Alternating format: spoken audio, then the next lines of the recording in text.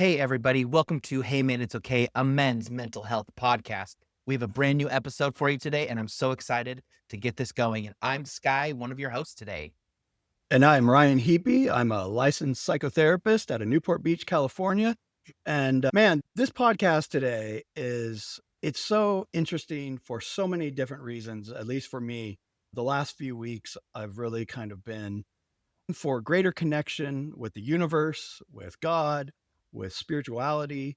And along those lines, I've kind of been asking for the higher power, I guess, to kind of point me in some directions.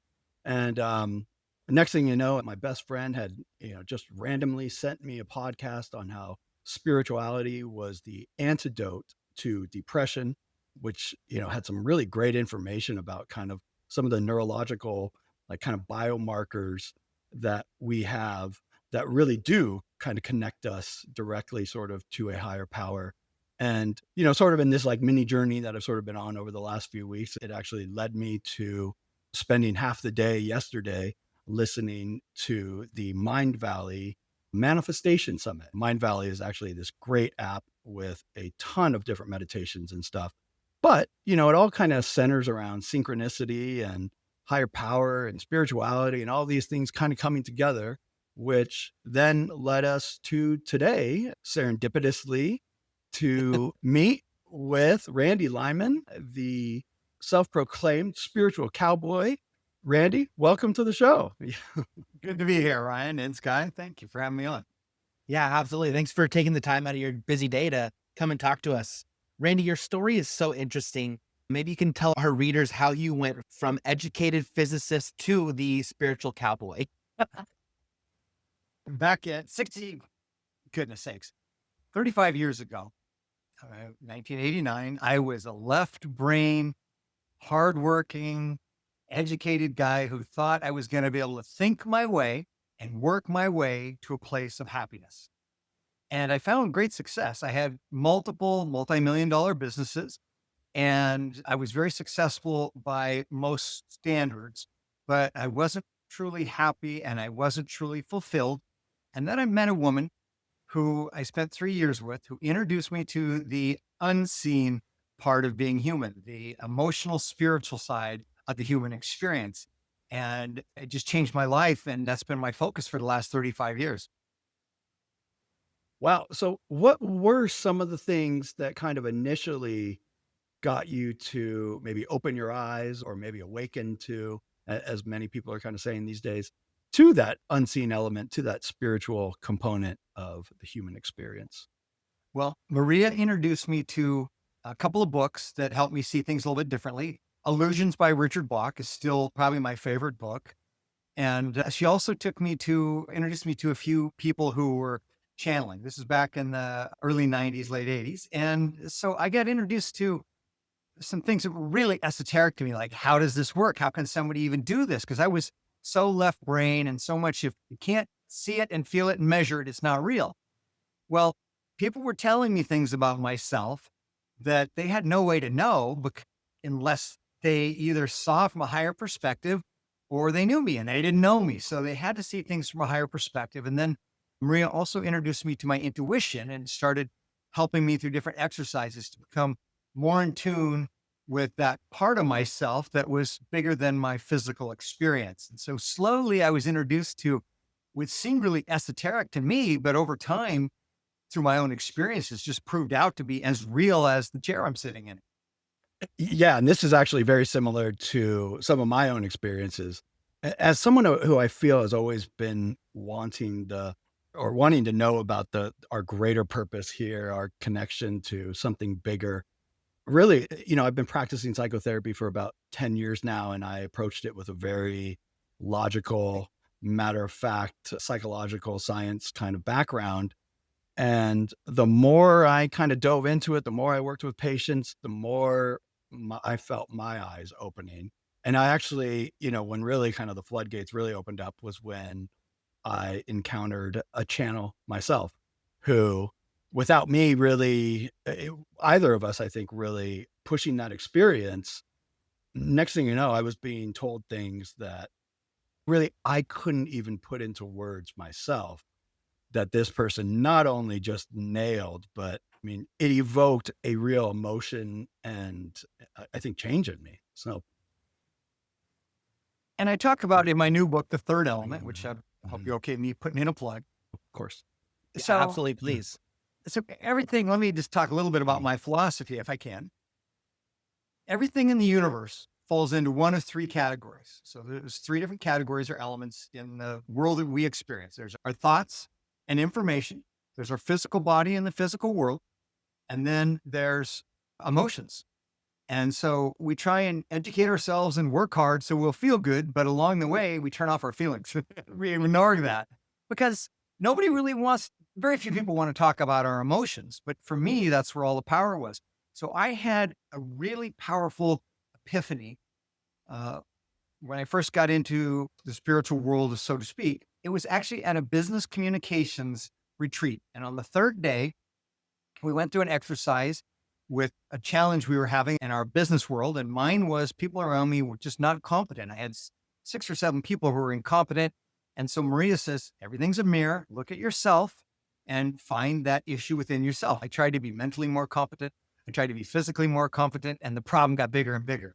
During this exercise at this retreat, I got to an issue somebody had told me about 12 years earlier, a family member who said, I wish you were more like your friend John.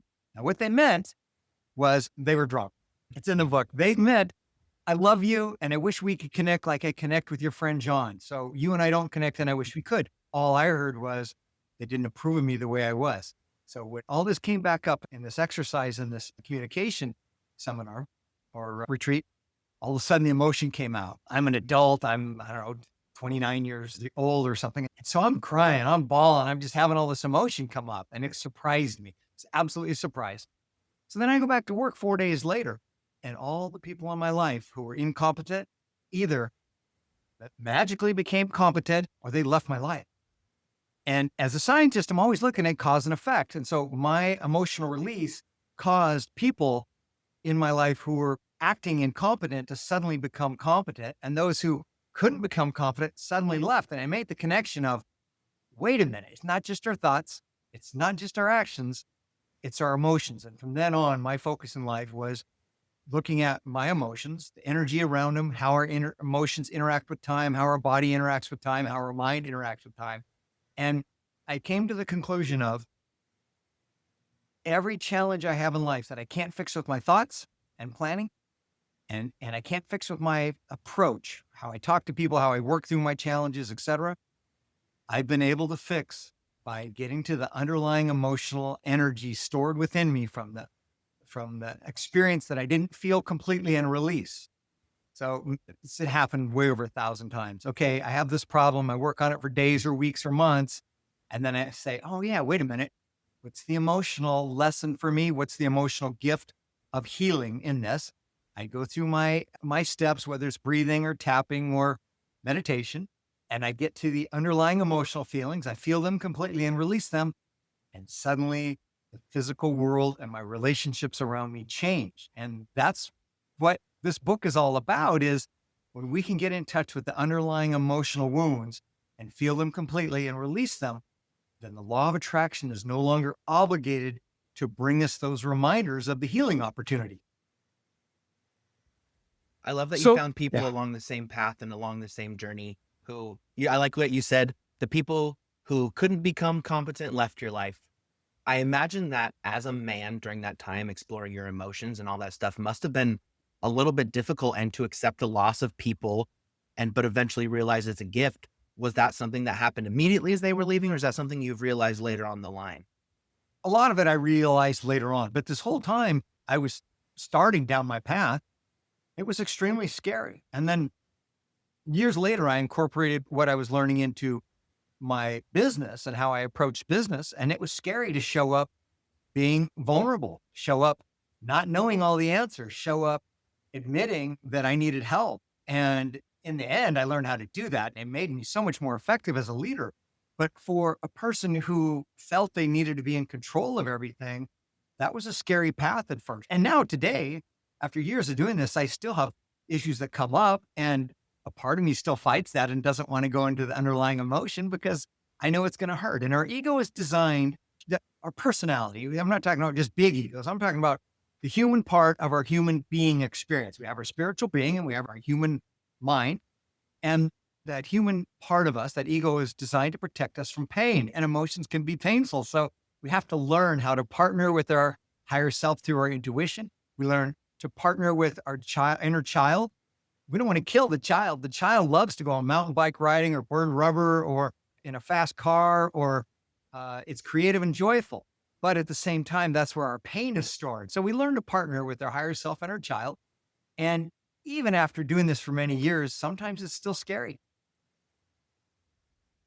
So what do you think is going on there? I guess maybe the way I'm kind of understanding it, there are the people that you're interacting with feeling a different emotion from you, or is the higher power, the universe, the spirit opening things up and kind of easing the pathway because we've now learned our lesson and we've risen our own, like you said, we've become a mini higher self in each one of those cult experiences. Yes, because as we feel the pain and we release the emotional pain, then that space within us that was holding the pain is then filled with love. We are beautiful spiritual beings when we're born, and we learn we're told the lie that is not true, but it's still true.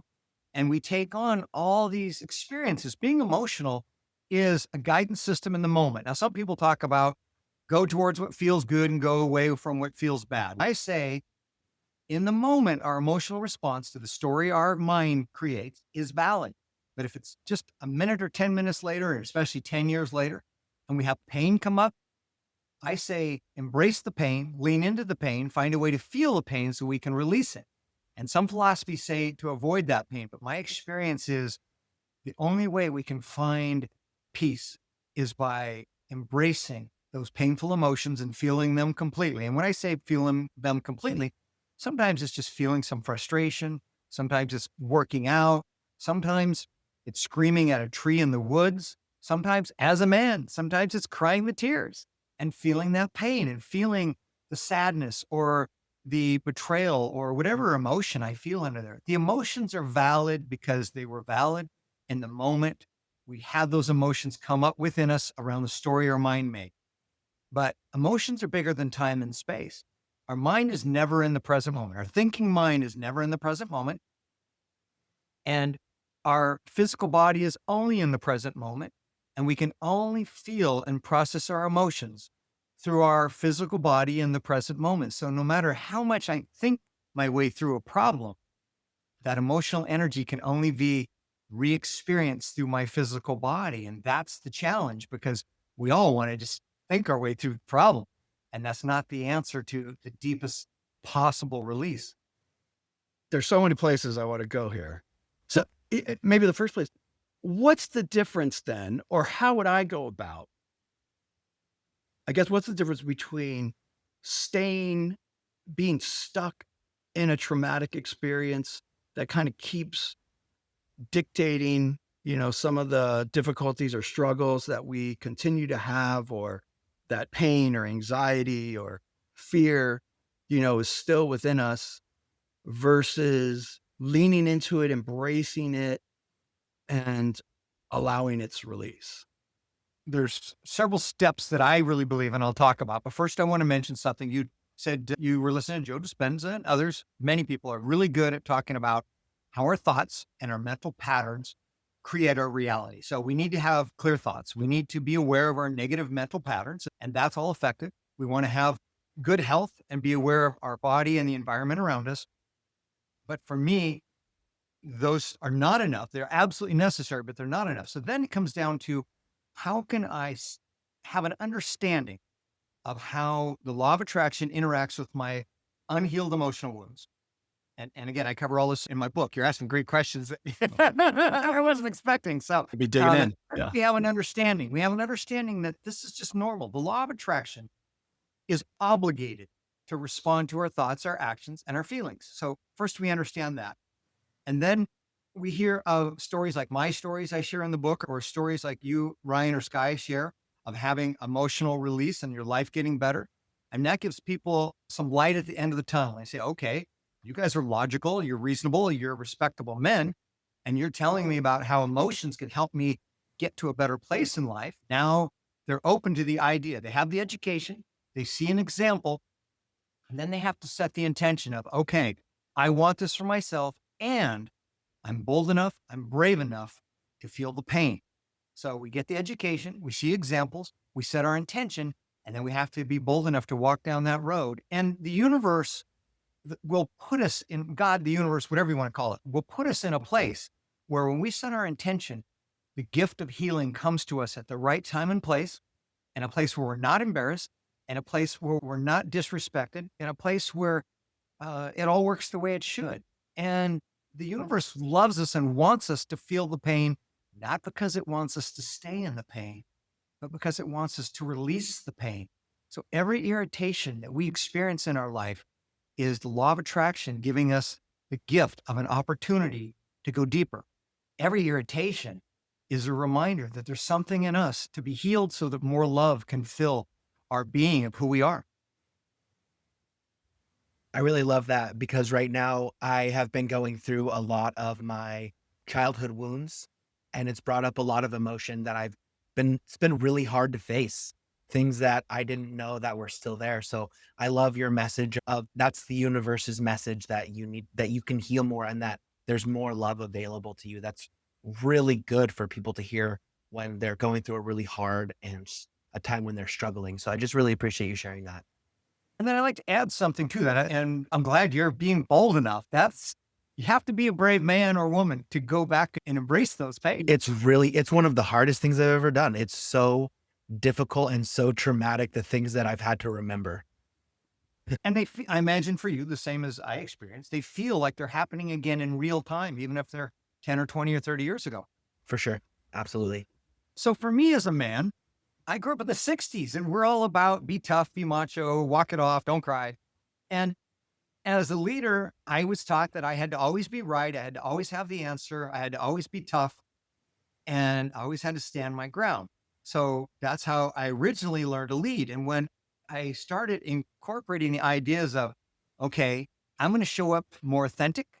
I'm going to show up vulnerable. I'm going to show up and admit my mistakes.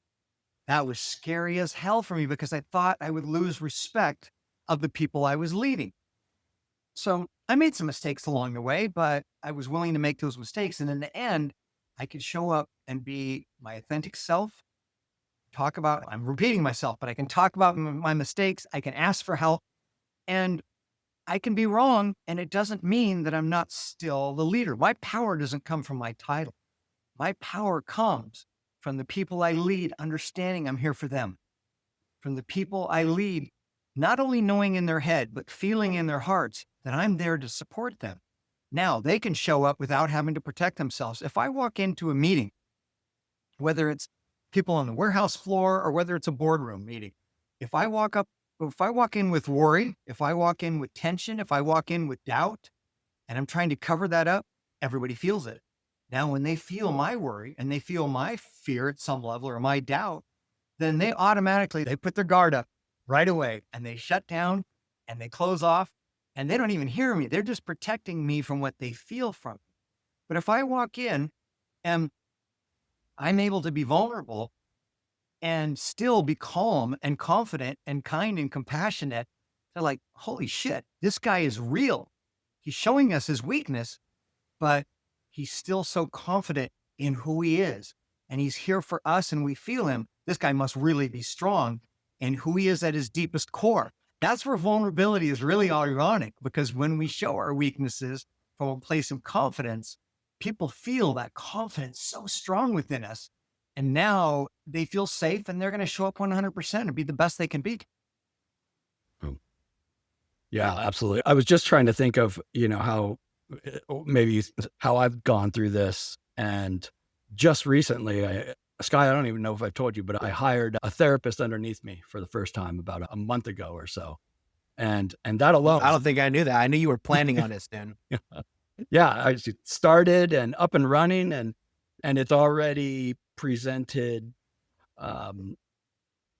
just some small challenges that at the beginning of those challenges, I'm feeling activated. I'm feeling triggered. I'm feeling threatened, maybe in some ways. And most recently, last week, I had this fear that, you know, somebody else, that she might leave kind of underneath me sooner than I had hoped. And boy, my attachment issues, my fear, feeling my business was threatened, all of these things, really came rushing up. And I had sort of the awareness, because I've been trying to work on some of these things, that like, man, I see all this coming up, but I'm also like so stuck in it. And, I had a couple difficult conversations, one with, the employee, one with the other business person. And I could have done better in both of those. I don't know that they went necessarily bad, but I know I could have had those conversations without as much emotional activation. Can I comment? Please. You're way ahead of most of the population, because you said, I could have. And embraces the opportunity. I should have is when we judge ourselves, and that just gets us stuck there, because God doesn't judge us. God says we're going to make mistakes, and we don't have to be perfect. And yeah, we want to be perfect, and we want to do the right thing. We want to support ourselves and the people around us. But the only way to get better is to be willing to make mistakes. And the other thing that you kind of implied earlier in one of your earlier questions is, do we all feel the same thing? We don't all necessarily feel the same thing, but we all get exactly the perfect experience from both sides of the interaction. And because there are infinite number of possibilities, law of attraction guides us to that one possible future that meets everybody's needs perfectly. Yeah. And that, I think, ended up being the end result. And I think having that awareness going into it, going, okay, what's the lesson? What are you trying to teach me, God? Because I know these are all new experiences. This is the first time I'm leading an employee. And, at the end, when it was all said and done, I wish I might have had some better interactions there. But, at the end of it, the lesson I took away was, wait, instead of feeling threatened, instead of feeling like these people are trying to, slight you, which I don't think was the case at all whatsoever, how do you meet this with greater love? Which then I tried to employ that, just from an emotional perspective. And that led me into just being really excited and fired up that the real answer here was to work on my own business and really strengthen that, continue trying to be the best therapist I could be, continue to try to like just really create a great business, and the rest will follow. The rest is going to fall into place. When we work on ourselves, it is. And it's like the name of your show. Hey, man, it's okay. And we make mistakes, but if our intent is good and we work on ourselves and we're willing to change our thoughts, take the right actions, and feel those old wounds, the universe will take us in the right direction. We use our mind to set our intent, and that is powerful. And it's not that we want to make mistakes or we want to hurt the people around us, but when we do, we can always go to those people and say, I'm sorry, I was wrong. I could have done better. I'm sorry if I hurt you. And I really wish it was better, and I care about you. And if we can work it out or give it a second try, let's do that. And if we can't, then I wish you the best on your way. And I'm going to do what I can to improve myself. And when we do that from a genuine place of caring, the universe doesn't use that against us. Yeah, some shitty people may try to, but that's where we get to learn to set boundaries and step away and say, okay, that's your way. And here's one I had to learn as I wrote this book. It took me 4 years to write this book. I had to re-experience everything I write about in the book. And one of the things is, when somebody wrongs us, we have the opportunity to turn the other cheek. Now, what that means to me is, they wronged me, but I'm going to wish them well. I'm going to send them love. I'm not going to wish them harm. If I wish them harm, I'm vibrating in harm. I'm attracting it to me. But if I can find a place to say, wow, this shitty thing that happened to me was a gift. Either my actions or my emotions attracted it, or my soul has a bigger lesson for me, and I'm going to find the gift in this shitty interaction. Then when I do that, the gift comes, and then I can find forgiveness, and then I can forgive myself.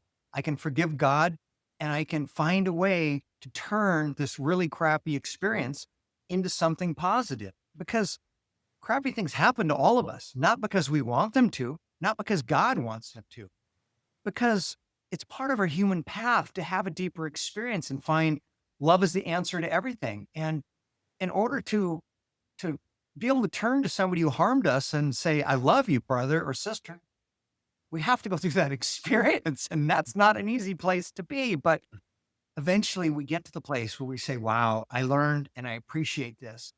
And I had this conversation with my dad a couple weeks ago. He read the book and he said, are any of the things in the book because of your mom or me?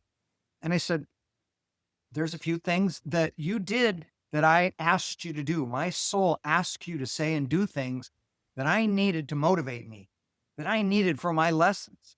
And I worked through all that many years ago. And I appreciate both my mom and my dad. And I've told them face to face as well. Thank you for all the things you did that hurt me because they made me who I am.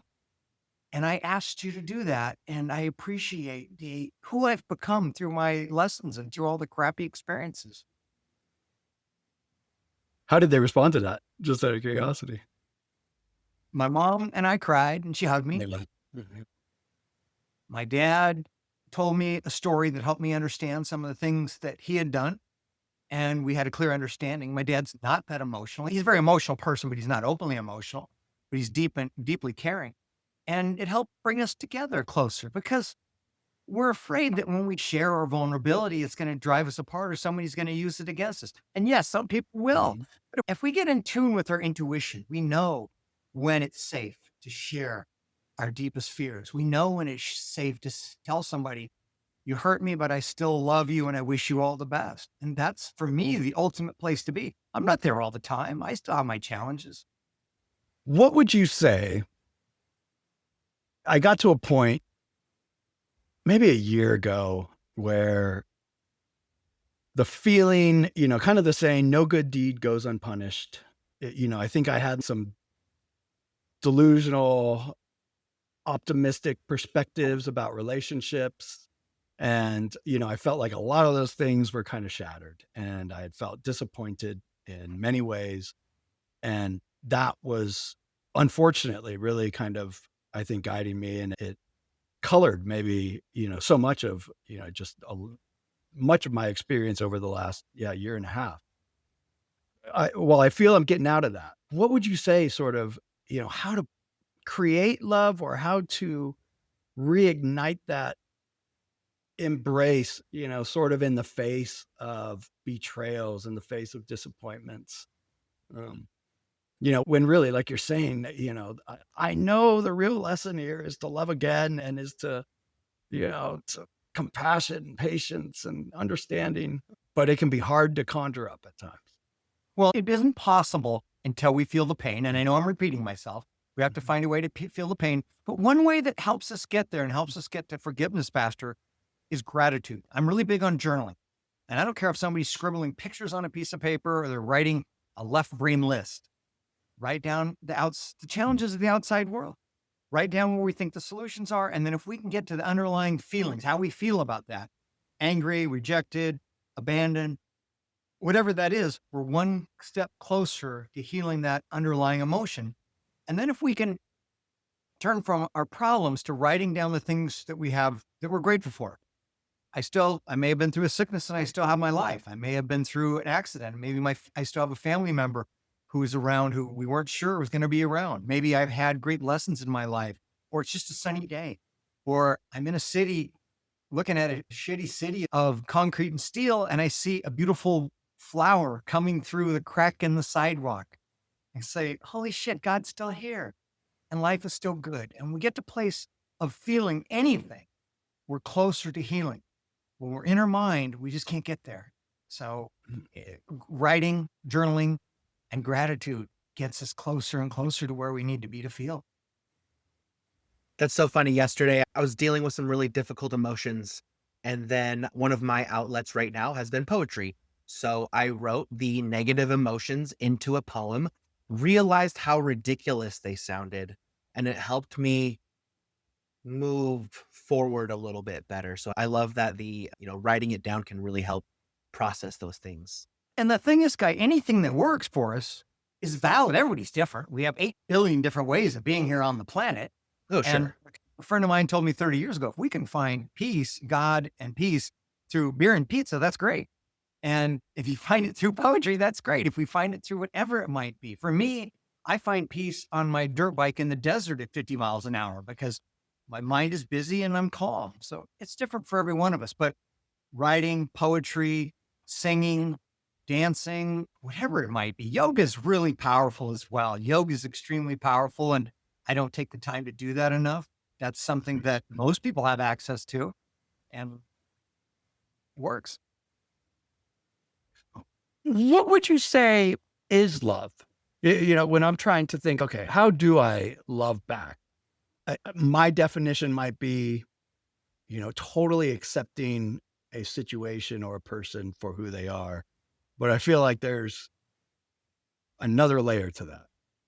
Love itself at the deepest level is bigger than time and space. And it's when we connect with a bigger part of ourselves through either seeing the beauty in something outside of us, people we interact with, the people we love, our pets, nature, or whether we have an experience that takes us to a feeling that is a warm feeling of everything's okay. It's a higher energy. It's like a tingle. And we very rarely feel that because we're always looking for it from a place of physical reward. And it really comes down to the deeper feeling of connection with another human being or an animal, a pet, like I say, at a deeper level, or ourself at a deeper level, or God and spirit and the love that is everywhere and the beauty that is everywhere. So we look for love. We talk about love, meaning our interaction with other people. But we're really here to experience that deeper spiritual part of ourselves by connecting with a deeper part of ourselves through ourselves and our own experience, meditation, yoga, whatever, and vulnerable, authentic interactions with the people around us. And that's probably the scariest place that there is to be vulnerable with, especially with the people who we know us really well and can hurt us. Usually in romantic love relationships, that's where we experience the deepest opportunity for healing, because those people will bring up our shit, and those people are bold enough and safe enough to throw our shit back in our face and know that we're still going to love them and accept them. So that's usually where we find the deepest experiences, is with the people we're closest to. And that's irritating. That'll create a love-hate relationship. But that love that we look for in our interactions is bigger than our mental and physical interactions. It's the deeper part of ourself that exists at a level that very few of us are really willing to feel, because it hurts sometimes to go there.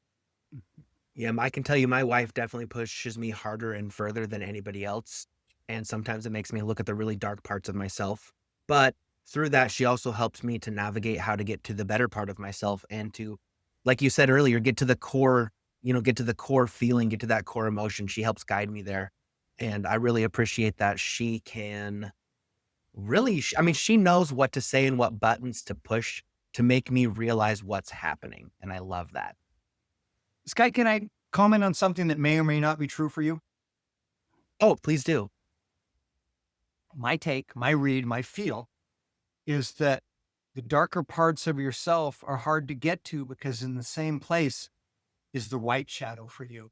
The beautiful, strong parts of yourself that you were taught to deny. And you are seeing the dark sides that are coming up, but at the same time, you're having a hard time accepting the beautiful, creative, powerful part of yourself that you were told to deny. That is, you hit the nail on the head. That feels right. It feels really. So take a breath. So don't even think about it right now. And I know we have to provide words because we have listeners as well as people watching. We take a breath and feel that beauty inside of you. Feel that energy that comes through you when you recognize that young boy who was so beautiful and people taught you, no, you can't be this. That's false pride. You're not better than. But it was just who you were as a beautiful, sovereign being of light who was doing your best to navigate the human world and people who didn't understand you. And you saw the beauty in them, and you wanted to share that beauty that you saw within them, and they were afraid of that as well.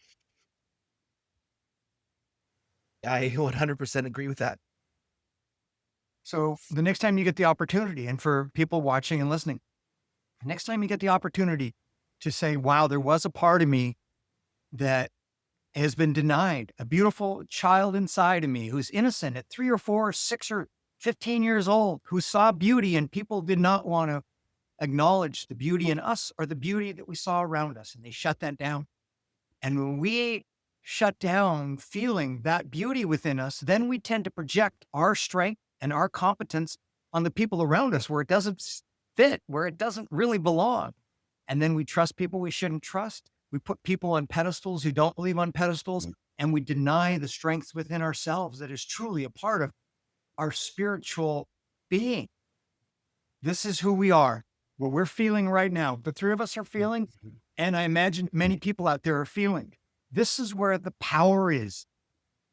As a human being, as a man who has a balance between my feminine attributes of feeling and emotion, my masculine attributes of strength and protection and providing, we are, all of us as human beings, a mix of masculine and feminine. And when we allow ourselves to embrace the feminine, it does not decrease or degrade the masculine part of who we are. It is part of the human experience. And when we feel these emotions that we are feeling, and we allow this to come through, then we can find who we are at the most powerful part of our being. And then we can show up as better leaders, better fathers, better brothers, better sons. And the same on the feminine side as daughters, mothers, and sisters. This is who we are meant to be. We are meant to feel this pain and this love and this mix of all these emotions that are bigger than time and space. And that's why we're having this human experience as this distraction from love. And the game is to learn to find the love within ourselves and to see the beauty in ourselves and see the beauty in the people around us and learn to be able to respond to every situation from a place of love. I've kind of been ruminating on something, since you were talking to me last, that for me, in asking that question about what is love, love itself, at least can be so incredibly scary on its own, I think, to really, whether that's vulnerability, whether that's truly trying to find the beauty on a much deeper level in something else without the fear that's going to go away, that'll be robbed, that it's not even real in the first place. And man, the amount of walls, that I think I've been able to kind of put up in some of those places to either minimize the beauty and just, so much is out of fear, I think. Because the same place we feel love, is where we feel the old pain. And we are trying to avoid the old pain. And in avoiding the pain and avoiding feeling, we're avoiding the love. So what I felt just a few moments ago brought tears to me. For people who are listening and can't see it in my eyes, brought tears to me. To me, that is love. That is beauty. That is the best place I can be. My goal every day is to cry tears of gratitude and joy, or cry tears of feeling old emotional pain that I'm releasing. And when I get to that deeper experience of tears as a man, as a masculine, confident man, getting to a place of tears of gratitude or tears of releasing pain, that is my day's made. That's my day, because that takes me closer to the true power of who we are. So when I show up as a leader, when I show up as a husband, when I show up as a neighbor or a board member or whoever I am, now I bring that power of love through with me. I bring true caring, true calm, true confidence, not just a facade, a deeper way of being. Our emotions are bigger than time and space, and that it's faster than the speed of light, and it reaches everything in an instant. So when I, or one of you or anybody here on the planet has an emotional experience, we all gain from that immediately. And as far as the universe reaches, we all gain from that immediately. Now, again, it's scary, because now I want to feel the fear. I want to feel the pain. It's worth the journey. It's worth the time and the effort and the investment. Randy, listening to you talk, I feel like our culture over the last, decade or so has really been grappling or struggling with what is masculinity. And, kind of going back and forth between sort of this toxic masculinity, the alpha male, to, being too feminine and too into our emotions and too vulnerable and maybe overburdening people with that. I mean, I really feel like you and the way you describe it and articulate it, really nail kind of where men should be in a lot of ways, and how to face these emotions, how to harness them for leadership, for our own growth. Um, I mean, it's really impressive. Like, and I'm kind of getting sort of a visceral yes, like this is where we should be. And this is kind of how we should be looking at it and working on it. So as men, we tend to be more proactive. We provide, protect. We use our physical strength to accomplish what we need to in the way of accomplishing work and creating boundaries when we need to. And I had got to a high level of competence 30 years ago. But then when I embraced my intuition, when I embraced the fact that I'm emotional and the people around me are emotional, then I was able to take the effectiveness of my leadership to a whole nother level and be more effective as a man, being in touch with my feminine intuition, being in touch with my feminine trait of compassion, being in touch with recognizing other people at a spiritual being level. Now, those are masculine traits, but they did not decrease my physical strength. They did not decrease my intellect and my ability to make decisions. And let me say one thing I didn't add earlier. Emotions are huge. We should always feel them. They're important, but we shouldn't make decisions from a place of emotion. And that's a challenge for a lot of people, is because we have to learn. Intuition speaks quietly, quiet whisper that says, turn left. Emotions say, turn right, because you're going to feel better or you're going to avoid pain. Our brain says, turn right, because it's the logical thing to do. But because intuition is divine guidance, it has to acknowledge free will. It has to say, okay, I'm going to give you this information, but I'm not going to persuade you or influence you. And you, me, Randy, Sky, Ryan, we all have our free will to make a decision. But it feels a lot of times like emotion, and a lot of times emotion feels like intuition. They come through our bodies similar, and it takes a while to learn the difference. And when we do, that I made most of my decisions over the last 25 years using my intuition. I've made multi-million-dollar decisions based on my intuition. Now they have to make sense to my mind too. I can't say, well, that's crazy, I'm not doing that. Then I have to back up and meditate on the intuition and think the feelings and the thoughts and all that. But the best guidance system I have in any situation is being in tune with my feminine intuition, and it makes me better as a masculine leader. So well said, man. So well said. This has really just been, this has been a pretty exceptional podcast. Yeah. I am definitely going to be purchasing the book after we get off of our meeting today. And I am going to read it from front to back as soon as I can, because you've said a lot of things today that really hit my heart. And I feel like to learn more from you is going to be really good for me. Thank you. I got the opportunity to make a lot of mistakes and learn from some really wonderful people I worked with over the years. I've had great mentors. I've had great gifts and people who irritated me. But more importantly, I've had people who we believed in each other and we found ways to support each other. And we built great businesses and great communities and did a lot of things together. And it was because I took the approach that, hey, man, it's okay. We're going to make some mistakes.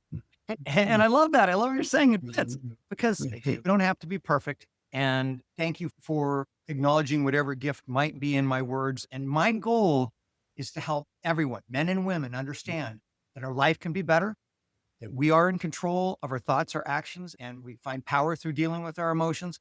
And God wants us to find success. There's no judgment. There's no expectation. There's just love wins and the law of attraction. That's it. I love that. Randy, we're getting to the end of this podcast today, but what parting thoughts would you give to our listeners or to Ryan and I as, we get ready to wrap this up for the day? We're all deserving. We're all beautiful at our core.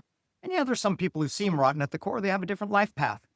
But for those who really want to find the love within themselves, the beauty and the strength within themselves, and the beauty and love in the world around them, set your intention, be open to be guided, and you will find that we're all spiritual beings on a human path, and we're all deserving of success, and we're all deserving of love. Wow. Thank you so much. Randy, I really appreciate you being on today. Where can our listeners find you and where can they buy your book? So they can find me on my website at randylyman.com. They can find my book, and it's probably in reverse here, but they'll still find it. They're intelligent. On my website and on national booksellers. I can't use names because it may disrupt their reach. But also on my site, I have a list of books that have helped me. I have a list of practitioners I still interact with. I have some free meditations and tapping exercises. And my goal is to share what has worked with me with the rest of the world, because the world becomes a beautiful place when we deal with our emotional wounds, find a way to heal, and see the beauty in everything around us. Thank you. Thank you so much for those parting words. That's really amazing. You guys, thanks for tuning in to another exceptional episode of Hey Man, It's Okay. Yeah, Randy, thank you so much. Yeah, I think both Sky and I will say this was a pretty special discussion, and definitely landed a little deeper than most. And there's still a lot of, I'm definitely going to be listening back to this and taking on a lot of that wisdom. So thank you so much. Like, this was a real blessing. You're welcome. And I'd like to say, thanks to your intention, who you are, and the space you hold, this has been wonderful for me to be able to feel and not just speak the words, but to feel and connect with the two of you. And the work you do is amazing. Thank you. Thank you. All right, everybody. Well, thanks for tuning in to another episode of Hey Man, It's Okay. Please remember to follow, comment, or subscribe. Send us an email at sky@heymanitsokay.com. And until next time, everybody, it's okay to not be okay. Thanks, guys. Thanks for tuning in.